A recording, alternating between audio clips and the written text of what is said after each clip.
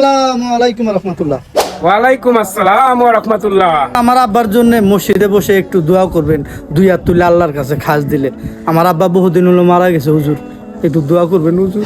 তোমার বাবার জন্য দোয়া তো করা যায়, কিন্তু নিজের বাবার জন্য নিজে দোয়া করাটা সব থেকে বড় উত্তম। তা তো বুঝলাম হুজুর, কিন্তু আমার একটা সমস্যা আছে তোমার আবার দোয়া করতে কি সমস্যা? হুজুর। সমস্যা বলতে একটু সুদ খাইতো হুজুর।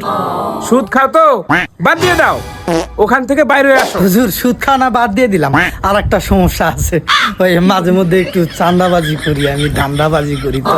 ধান্দাবাজি চান্দাবাজি তো বাদ দিয়ে দাও, আমার ভুল ফিরে আসো। ফিরে এসে আল্লাহর কাছে দোয়া করো। সমস্যা আরো আছে হুজুর, সব জায়গার থেকে বাইরে হওয়া গেলেও এই জায়গার থেকে হুজুর বাইরে হওয়া যাবে না। এটা আবার কোন জায়গা যে এখান থেকে বের হওয়া যাবে না? হুজুর আমি আমার স্বাস্থ্য ভাই আছে না, স্বাস্থ্য ভাইয়ের একটু জমির আইল ফেলা দিছিলাম। ও, তোমার চাস্তো ভাইয়ের হক নষ্ট করছো? তা কতটুক জমি? এই হুজুর এই একটু আর কি 3 বিঘার মতো।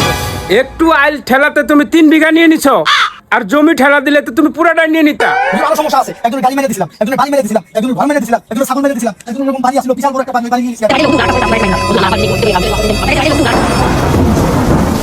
খারাপ মানুষকে দাওয়াত দিয়েও ভালো পথে আনতে না পারলে তার সাথে বেশি মেলামেশাও বিপজ্জনক হতে পারে।